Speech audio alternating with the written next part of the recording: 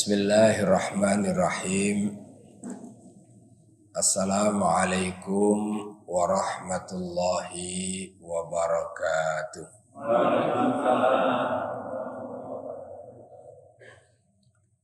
Alhamdulillahi rabbil alamin.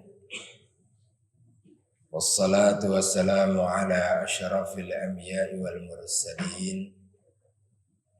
Sayyidina wa maulana Muhammadin wa ala alihi wa sahbihi wa man tabi'ahum bi ihsanin ila yaumiddin. Subhanaka la ilma lana illa ma 'allamtana innaka antal alimul hakim. Amma ba'du.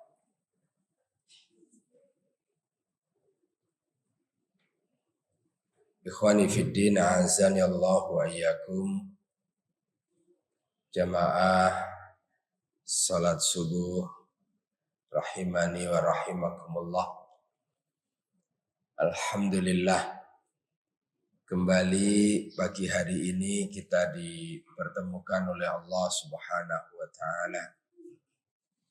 Pertemuan di tempat yang mulia, fi baitin min buyutillah, di salah satu rumah dari rumah-rumah Allah, masjid yang sama-sama kita muliakan. Mudah-mudahan bertemu di sini kelak saatnya kita pulang menghadap Allah dipertemukan di surganya. Amin ya rabbal alamin. Jamaah rahimakumullah, kita masih dalam tema besar persiapan hidup sesudah mati.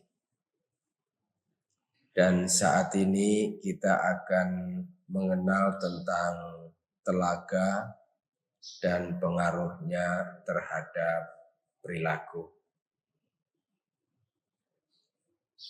Jamaah rahimakumullah, kita tetap berusaha untuk mengenali fase-fase perjalanan panjang hidup kita sebagaimana yang dikenalkan, diinformasikan oleh Allah dan Rasul-Nya kepada kita di dalam kitab sucinya maupun di dalam hadis Rasulullah Sallallahu Alaihi Wasallam. Kemudian tentu setelah mengenal, maka kita semuanya penting untuk apa yang harus kita persiapkan, apa yang harus kita benahi dalam sisa hidup kita ini, apa yang harus kita tinggalkan di sisa hidup kita ini. Itulah yang kita maksud dengan pengaruhnya terhadap perilaku. Karena apalah artinya kita mengenal tentang fase perjalanan kita, sementara kemudian tidak ada pengaruhnya terhadap bagaimana kita menatap kehidupan di sisa kehidupan di dunia sekarang ini. Jamaah rahimakumullah, ini perjalanan kita yang selalu kita tampilkan. Kita sudah membahas tentang hisab. Kita juga sudah membahas tentang mizan, dan saat ini kita membahas tentang telaga. Yang ingin disampaikan adalah Bapak-bapak dan saudara, ketika seseorang sering mengambil keputusan berani dan salah, yakni demi kebahagiaan di dunia yang satu kotak ini, maka seringkali dalam hidup berani mengorbankan perjalanannya yang panjang. Kalau dilihat dari sisi kotak, berapa kotak ini? Dunia itu cuma satu kotak, dan itu pun pendek. Karena melekat pada dunia, istilah pendek dan bakal rusak. Sudah pendek, bakal rusak, tapi dibelanya mati-matian. Demi yang pendek itu, demi yang bakal hancur itu, kita sebegitu rupa membelanya, sementara mengorbankan berapa kotak perjalanan panjang, dan itu bersifat abadi. Moga-moga melihat bagan ini membangunkan kesadaran kita bahwa perjalanan kita panjang, ya, bahwa kehidupan dunia itu amat sangat pendek, dan karenanya tidak pada tempatnya jika kemudian kita mengorbankan perjalanan kita yang panjang demi yang pendek. Yang diajarkan oleh Islam kepada kita adalah meraih kebahagiaan di dunia yang pendek ini, tapi di yang pendek ini pula kita akan berbekal untuk meraih kebahagiaan kehidupan yang panjang. Itulah makna Rabbana atina fid dunya hasanah wa fil akhirati hasanah wa qina adzabannar. Baik, jamaah rahmakumullah, apa itu telaga? Anas bin Malik radhiyallahu anhu menceritakan pada satu hari ketika Rasulullah Shallallahu Alaihi Wasallam berada di tengah-tengah kami, tiba-tiba beliau mengantuk sekejap.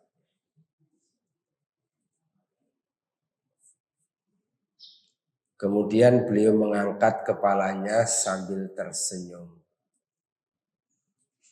Kayaknya ngantuknya nggak kayak kita ngantuk subuh ini. Beliau ngantuk sekejap, kemudian beliau mengangkat kepalanya sambil tersenyum. Maka kami pun bertanya-tanya, apa yang membuat Anda tertawa wahai Rasulullah? Apa yang membuat Anda tersenyum ya Rasulullah? Apa jawab Nabi? Beliau menjawab ini, Pak. Jawabannya itu Bapak sering baca di dalam sholat. Kenapa sering baca? Kayaknya ini surat paling pendek.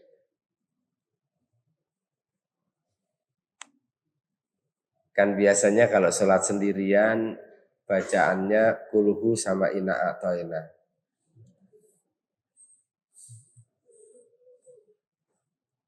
Sampai apal banget tuh malaikat.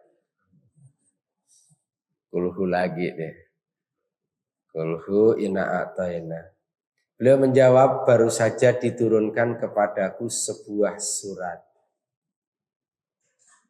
Bismillahirrahmanirrahim. Inna a'tayna kal kautsar. Fasalli li rabbika wanhar. Inna syani'aka huwal abtar. Dengan menyebut nama Allah yang Maha Pemurah lagi Maha Penyayang, sesungguhnya kami telah memberikan kepadamu Al-Kautsar. Kita sering menyebut telaga Al-Kautsar. Jadi kalau telaga ini apa sih? Gitu ya. Maksudnya telaga Al-Kautsar. Maka dirikanlah sholat karena Rabbmu dan berkorbanlah. Sesungguhnya orang-orang yang membenci kamu dialah yang terputus dari rahmat Allah. Ada beberapa poin dalam ayat ini, tapi kita akan fokus kepada inna a'tayna kal kautsar. Sesungguhnya kami telah memberikan kepadamu Al-Kautsar. Apa yang dimaksudkan? Kemudian Rasulullah SAW berkata, apakah kalian tahu Al-Kautsar itu? Kami para sahabat menjawab, Allahu wa rasuluhu a'lam. Allah dan Rasulnya yang lebih mengetahui. Rasulullah Shallallahu Alaihi Wasallam kemudian bersabda, kata beliau, sesungguhnya Al-Kautsar adalah sungai, telaga yang dijanjikan oleh Rabbku, Tuhanku Azza wa Jalla untukku. Kata Rasul, di sana terdapat kebaikan yang banyak. Ia adalah sumber air telaga yang akan didatangi umatku pada hari kiamat. Sifatnya disebutkan oleh Nabi, jumlah gayungnya sebanyak bintang-bintang. Ini masalah yang gaib. Kita umat Islam, orang beriman, hanya akan memegangi informasi yang gaib berdasarkan apa yang Allah firmankan, apa yang Rasul sabdakan. Beginilah Rasulullah Shallallahu Alaihi Wasallam menjelaskan tentang apa itu telaga. Jamaah rahimakumullah, telaga Nabi Shallallahu Alaihi Wasallam sudah ada saat ini dan di hari kiamat kelak. Sebagaimana neraka dan surga itu sudah ada. Itu satu keyakinan kita. Dan jangan sampai keyakinan itu dibelokkan. Dibelokkan di mana sebagian orang mencoba untuk mempromosikan pemikirannya dengan mengatakan bahwa surga yang sejatinya itu ya surga di dunia ini, kenikmatan di dunia ini. Surga dan neraka sudah ada dan kepada Rasulullah pernah diperlihatkan 2 kali. Termasuk 2 kali itu saat terjadi gerhana. Rasulullah tiba-tiba tersenyum, tiba-tiba menangis dalam waktu yang relatif hampir bersamaan. Karena tersenyum dinampakkan oleh Nabi tentang surga, Rasul menangis ditampakkan kepada Nabi terkait dengan betapa dahsyatnya jilatan api neraka. Rasul juga diperlihatkan tentang surga neraka itu pada saat peristiwa Mi'raj. Maka begitu pula juga dengan telaga. Telaga ini diinformasikan oleh baginda Nabi akan didatangi oleh umat beliau yang beriman kepada Allah Subhanahu wa taala. Maka Bapak-bapak, saya kemarin menjelaskan di sini, mohon ini menjadi perhatian. Yang masuk telaga ini adalah mereka yang pulang dengan membawa tiket surga. Imannya tidak sampai padam, Pak. Rasul mengatakan bahwa ya, umatku ini semuanya bakal masuk surga selama iman itu masih ada walaupun hanya kecil. Yang akan bisa menikmati telaga adalah mereka yang pulang menghadap Allah dengan membawa iman. Walaupun imannya redup. Tapi dia ada iman. Kemarin ketika membahas tentang mizan, saya sudah sampaikan bahwa setelah mizan ini ditegakkan, manusia akan terbelah menjadi dua kelompok besar. Satu, setelah mizan ditegakkan, sebagian manusia ada yang langsung dihempaskan ke jurang api neraka. Manhum, siapa mereka itu? Mereka adalah penduduk neraka permanen. Dalam literatur disebut mereka itu al-mukhalladun. Apa yang dimaksud dengan penduduk neraka permanen? Dia akan masuk ke dalam neraka dan tidak pernah akan mentas untuk selama-lamanya. Na'udzubillah min dzalik. Siapa mereka itu? Mereka adalah yang pulang menghadap Allah dalam posisi imannya sudah padam. Kenapa imannya padam? Karena dia terjangkit penyakit yang bisa membatalkan iman dan Islamnya. Penyakit itu bisa berupa keyakinan, perkataan, maupun perbuatan. Maka kita mengenal dalam Islam pembahasan tentang nawaqidul iman.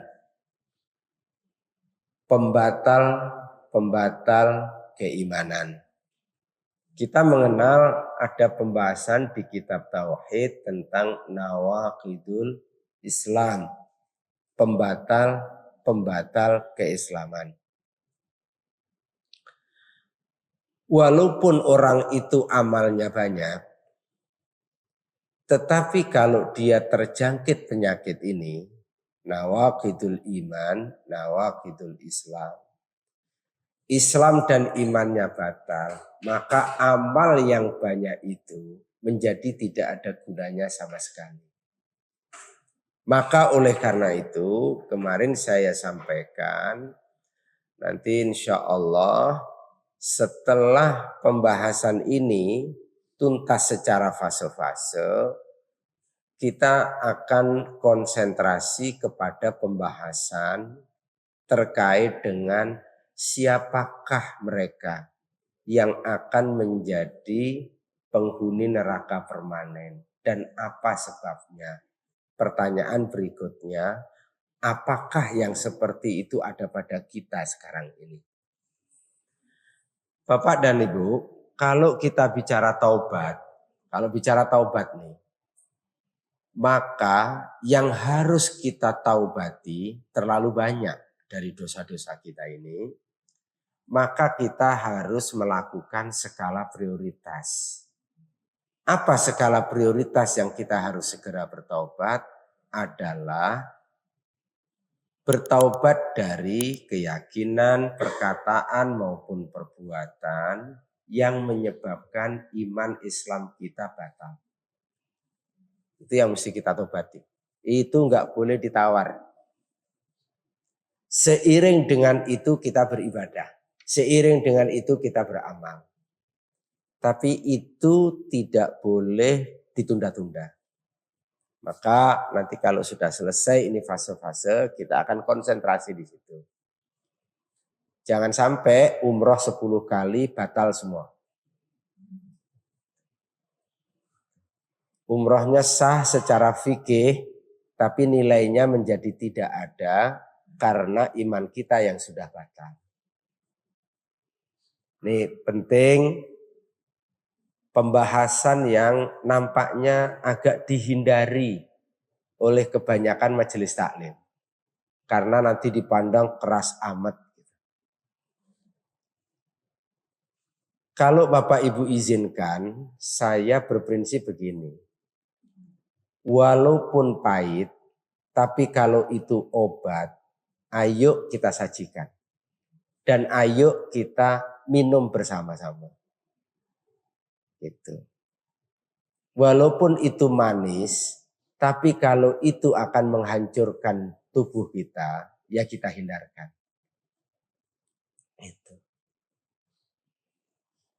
Kan Ustadz itu bukan kayak pembimbing pramuka kan, di sini senang, di sana senang, di mana-mana hatiku.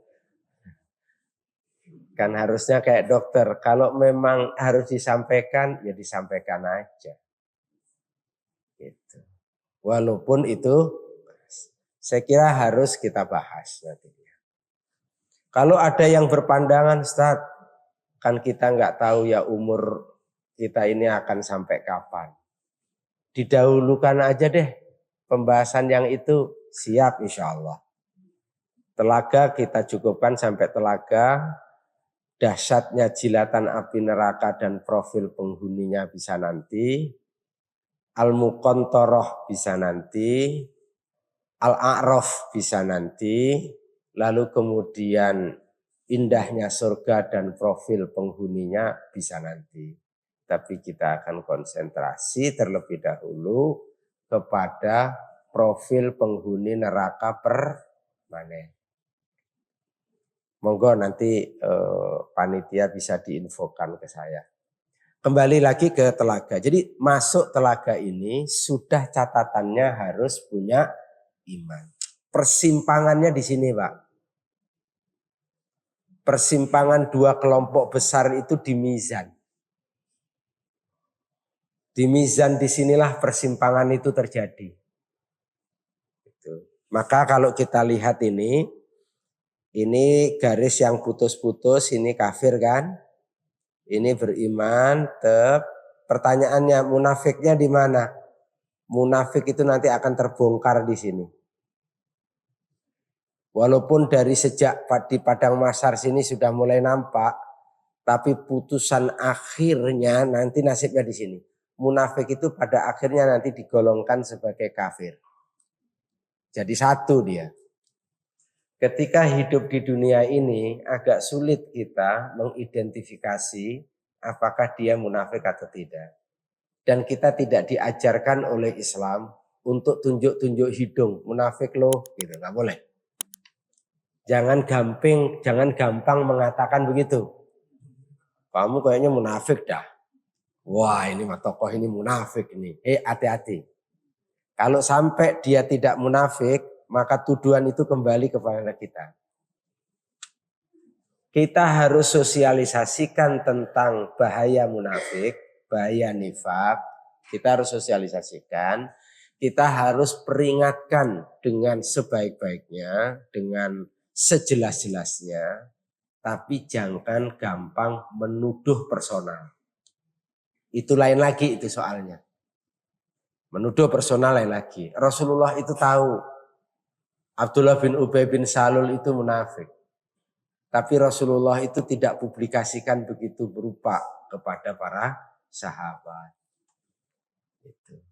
Justru nanti keadaan yang akan mempertunjukkan dia di perang Uhud, 300 wajah munafik itu nampak tanpa ditelisik. Karena mereka desersi dari pasukan yang jumlahnya 1000. Kembali ke sini.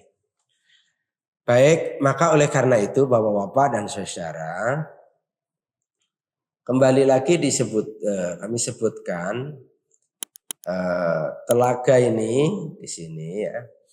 Para sahabat, sesungguhnya Al-Kautsar adalah sungai yang dijanjikan Rabbku. Jumlah gayungnya tadi sudah disebutkan. Telaga Nabi Shallallahu Alaihi Wasallam sudah ada saat ini dan di hari kiamat kelak. Ya, telaga ini akan didatangi oleh beliau, umat beliau yang beriman. Yang beriman, Pak ya. Beriman kepada Allah dan Rasul-Nya. Yakni orang yang memurnikan ibadahnya hanya kepada Allah semata. Itulah tauhid. Jadi persyaratan untuk bisa ke telaga itu adalah tauhid. Tauhid itu bukan hanya meyakini Allah Tuhan yang esa, tetapi tauhid itu adalah tauhid uluhiyah, bagaimana keyakinan dia, perbuatan dia, ibadah dia ditujukan hanya kepada Allah semata. Itu tauhid. Umat beliau akan datang untuk meminum airnya dan mengambil manfaat darinya. Bapak dan Ibu yang berbahagia, adapun orang-orang yang beramal di dunia namun ia berpaling dan menyimpang dari ajaran beliau, maka akan diusir dari telaga ini ketika mendekatinya. Nanti kita lihat siapa mereka ini. Bapak dan saudara, ciri-ciri telaga dulu.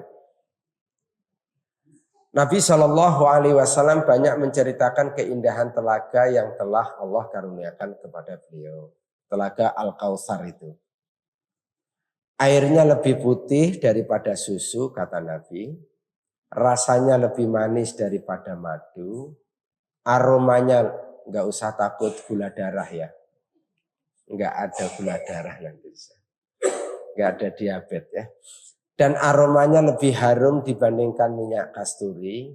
Inilah warna, rasa, dan aroma airnya. Lalu berapa banyak jumlah gayung dan gelasnya? Jumlahnya sebanyak bintang-bintang di langit. Tadi sudah disebutkan Rasulullah bersabda, Haudi masiratu syahri. Telagaku panjang dan lebarnya 1 bulan perjalanan. 1 bulan perjalanan ini pakai jalan kaki apa naik pesawat? Wallahu a'lam. Yang jelas di zaman Nabi nggak ada pesawat. Yang jelas panjang dia. Ma'uhu abiyadu minal laban. Airnya lebih putih daripada susu. Warihuhu atyabu minal misk. Aromanya lebih harum daripada minyak kasturi. Wa kizanuhu kanujumis sama. Bejananya sebanyak bintang yang ada di langit. Man syaribah, nah ini penting. Man syariba minha fala yatma'u abadan. Ya. Barang siapa yang minum darinya, ia tidak akan haus lagi untuk selama-lamanya. Kalau dia minum, maka dia tidak akan haus lagi untuk selama-lamanya. Demikian Rasulullah Sallallahu Alaihi Wasallam menginformasikan kepada kita dan tugas kita adalah mengimani. Karena ini masalah yang gaib, kita mengimani apa yang Allah informasikan dan apa yang diinformasikan oleh baginda Rasul Sallallahu Alaihi Wasallam. Tempat dan asal airnya. Jamaah rahimakumullah, Rasulullah bersabda, yashkhabu fihi mizabani minal jannati. Dialirkan pada telaga itu 2 saluran air yang bersumber dari sungai Al-Kautsar di surga. Jadi di surga nanti ada Al-Kautsar. Telaga ini nanti sumber mata airnya dari Al-Kautsar itu. Ya. Dan itu dialirkan dari sana. Gimana ngalirkan? Rasulullah tidak menyebutkan. Tugas kita mengimani ini. Yang nggak mau beriman, ya monggo. Nanti tunggu saja nanti. Jadi Rasulullah itu enak. Ya ini disampaikan, nggak mau beriman, faman sya'a falyu'min wa man sya'a falyakfur. Bagi yang ingin beriman ya monggo, nggak beriman mau kufur ya silahkan. Tinggal sama-sama nanti kita tunggu pada waktunya nanti di sana. Adapun besar dan luas telaganya tadi sudah disebutkan, haudi masiratus syahri. Telagaku panjang dan lebarnya 1 bulan perjalanan. Baik, Bapak dan saudara. Kalau kita mendengar tentang telaga, maka kita ingat wudhu. Saya ulangi nih. Kalau kita dengar telaga, maka kita itu ingat aktivitas kita bernama wudhu. Insya Allah mudah-mudahan Bapak wudhunya lebih khusyuk. Lebih tertib. Karena Masya Allah ya, wudhu ini nanti menjadi identitas kita. Dalam riwayat Abu Hurairah radhiyallahu an, hadis ini diriwayatkan oleh Imam Muslim. Pernah Rasulullah Shallallahu Alaihi Wasallam mengatakan, ya, karena Rasulullah menyebutkan begini, aku sungguh akan menjaganya dari orang lain selain umatku. Sebagaimana seseorang menjaga telaganya dari unta orang lain. Jadi Rasul itu nanti betul-betul menjaga telaga itu agar yang ke situ hanya umat Nabi Muhammad Sallallahu Alaihi Wasallam. Karena nanti para nabi itu juga punya telaga. Tapi telaga yang paling besar itu adalah telaganya Rasulullah Sallallahu Alaihi Wasallam. Nah, para sahabat bertanya, apakah pada hari itu Anda mengenali kami ya Rasulullah? Qalu ya Rasulullah, ata'rifuna yauma idzin? Apakah engkau mengenali kami pada saat itu? Gimana ngenalinya?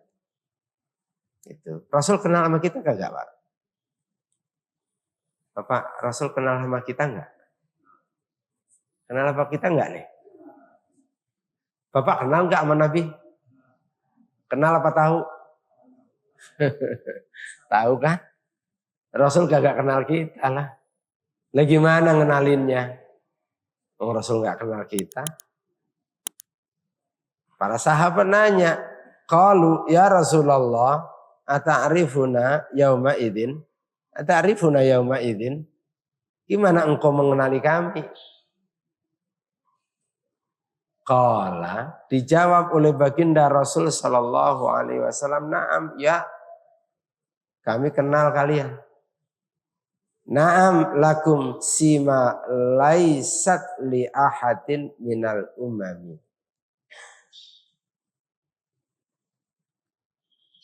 Kata Rasulullah SAW, ya kalian punya tanda. Saya mengenali kalian, kalian itu punya tanda. Tanda itu laisat li ahadin minal umam. Yang tidak dimiliki oleh seorang pun dari umat yang lain. Kalian itu punya tanda. Jadi saya kenali Anda itu dari tanda. Yang tanda itu tidak dimiliki oleh umat yang lain. Apa itu tandanya? Ternyata Bapak dan Ibu, tandanya itu sesuatu yang kita lakukan hari-hari. Ya. Sesuatu yang kita lakukan hari-hari. Tanda itu adalah ya, punya tanda, kalian datang kepadaku dengan dahi dan kaki bercahaya putih. Insya Allah mudah-mudahan semua jamaah Masjid Al-Ikhwan wajahnya putih, dahinya putih, ya. Min atharil wudu, disebabkan karena bekas wudu. Insyaallah Kalau ngelihat begini nih, jangan buru-buru tuh wudhu. Wudhu itu mesti tertib. Kadang-kadang buru-buru, akhirnya cuci kakinya, cuci mukanya kagak rata. Padahal nanti Nabi itu mau mengenali kita dari bekas wudhu. Insyaallah. Ya Allah, mudah-mudahan semua kita husnul khatimah. Ini kan udah pada sepuh bini sepuh ya. Ini yang muda berapa orang? Kayaknya udah mau sore semua ini. Udah mau terbenam ini. Udah mau maghrib. Ya Allah, kalau udah begini nih coba mau mikir apa lagi ya Pak? Ya Allah, rumah udah punya, anak udah mentas semuanya. Ya, kerjaan udah purna. Ya tinggal apa coba? Ya Allah. Baik, waktu kita sebentar. Oke ya, tinggal bekas air wudhu. Saya agak cepatkan karena waktu kita. Ada pertanyaan, apakah selain Nabi Muhammad memiliki telaga? Punya. Jawabnya adalah punya, masing-masing ibu Nabi itu punya. Masing-masing telaga Nabi akan didatangi oleh umatnya yang beriman dan berpegang teguh pada ajaran Nabi-nya, Pak. Itu termasuk nanti umat Nabi Muhammad. Umat Nabi Muhammad itu berpegang pada dua kalimat syahadat enggak sih? Gitu. Kalau berpegang pada dua kalimat syahadat, itu kan berarti syahadat yang pertama, dia punya komitmen kan, tidak akan menyembah, tidak akan beribadah dalam hidup ini, kecuali hanya kepada Allah. Dan dia tidak akan mencontoh, menjadikan teladan dalam hidup ini, kecuali teladan Rasulullah. Kan begitu aja. Itu hidup itu begitu. Ya. Semuanya akan mendapatkan. Ini disebutkan dalam hadisnya begini. Inna likulli nabiyyin haudan wa innahum yatabahawna ayyuhum aktsaru waridatin. Sesungguhnya setiap nabi mempunyai al-haud, telaga, dan mereka saling berbangga diri siapa di antara mereka yang paling banyak peminumnya, pengikutnya. Wa inni arju an akuna aktsarohum waridatan. Dan sungguh aku berharap akulah yang paling banyak pengikutnya. Demikian disebutkan ya. Kapan manusia didatangi oleh telaga? Ini ada beberapa pandangan di kalangan para ulama. Ada beberapa perbedaan pendapat di antara para ulama kita tentang kapan orang yang beriman mendatangi telaga. Ada yang berpendapat mereka mendatanginya sebelum melintasi sirat. Karena telaga itu terletak sebelum sirat. Tadi petanya yang saya sebutkan. Dan sebagian lain berpendapat setelah melintasi sirat. Imam Al-Ghazali dan Imam Al-Qurtubi berpendapat bahwa telaga ini berada di padang mahsyar di hari kiamat sebelum menyeberangi sirat. Maka di peta yang saya sebutkan itu adalah pendapatnya jumhur. Pendapatnya mayoritas ulama, telaga itu sebelum melewati sirat. Karena nanti setelah sirat itu ketemu Al-Muqantharah. Nah, Al-Muqantharah itu jembatan lagi, Pak. Itu Al-Muqantharah itu nanti di situ itu bagian diselesaikan tuh loh. Yang waktu sekolah SMA ke kantin ibu di belakang sekolah ambil 5 bayar 4 itu loh. Iya, yang utang lupa dibayar tuh loh. Itu utang lupa bayar, nah itu tuh nanti diselesaikan tuh. Itu walaupun tiket sudah di surga tapi masih ada utang itu, nah itu diselesaikan. Jangankan yang begitu, yang sudah gugur syahid saja itu terhalang masuk surganya gara-gara persoalan utang. Oke, baik. Nanti di sini ada boleh. Oke. Kemudian ini pendapat orang yang diusir dari telaga, ya, orang yang diusir dari telaga. Sesungguhnya ada sebagian umat Nabi Shallallahu Alaihi Wasallam ini nanti yang diusir, Pak, dari telaga. Ada yang diusir dari telaga. Siapa? Cepat saja ya. Nggak usah ribut ini. Yang pertama yang diusir dari telaga ini Pak. Ini tolong diperhatikan nih baik-baik nih pengaruhnya. Nah yang diusir itu adalah nanti akan ada yang lewat beberapa orang yang melewati dariku. Aku mengenali mereka dan mereka mengenaliku. Loh mengenali dari mana? Dari wudhu. Mereka juga mengenaliku. Dari mana ya? Dari wudhu. Namun mereka terhalangi menemui diriku. Orang ini berarti kalau sudah masuk telaga berarti ada iman kan Pak? Tapi diusir nih. Tapi dia sebenarnya masih ada iman nih. Tapi Rasul enggan mengakui dia. Nah siapa dia ini Pak? Dia ini na'udzubillah min dzalik. Mudah-mudahan jamaah Masjid Al-Ikhwan tidak termasuk. Fa'akul innahum minni. Aku mengatakan mereka termasuk umatku. Rasulullah masih ngakui loh Pak umatnya. Cuman dia tidak berhak minum telaga. Namun muncul jawaban dari atas. Rasulullah mengaku itu. Engkau tidak mengetahui perkara yang mereka ada-adakan dalam agama ini sepeninggalmu. Rupanya ini orang ngaku umat Nabi Muhammad juga ngakuin dia. Tapi kerjaannya Pak, yang diajarkan sama Nabi nggak dikerjain. Yang nggak diajarkan sama Nabi dikerjakan. Itu suruh sholat 2 rakaat subuh, cuma 2 rakaat, nanggung amat. 10 rakaat dia kerjain. Itu. Suruh baca sholawat, itu kan? Sholawat Nabi udah dijelasin nih, sholawatnya begini nih. Muncul sholawat baru, bikin-bikin yang nggak diajarin sama Nabi. Sholawatnya misalkan. Karena ustadznya namanya Ustadz Imam, sholawatnya sholawat imamiyah. Misalnya gitu. Langsung ijazah nanti. Baca ini. Nanti kalau baca ini dagangnya laris, dagangannya. Gitu. Baca sekian lagi. Ustadznya namanya Ustadz Zamroji. Muncul sholawat baru. Sholawat Zamrojiyah. Misalkan gitu. Kan lebih baik saya contohkan diri saya tau. Gitu. Naudzubillah min dzalik. Hati-hati. Jangan bikin-bikin yang baru.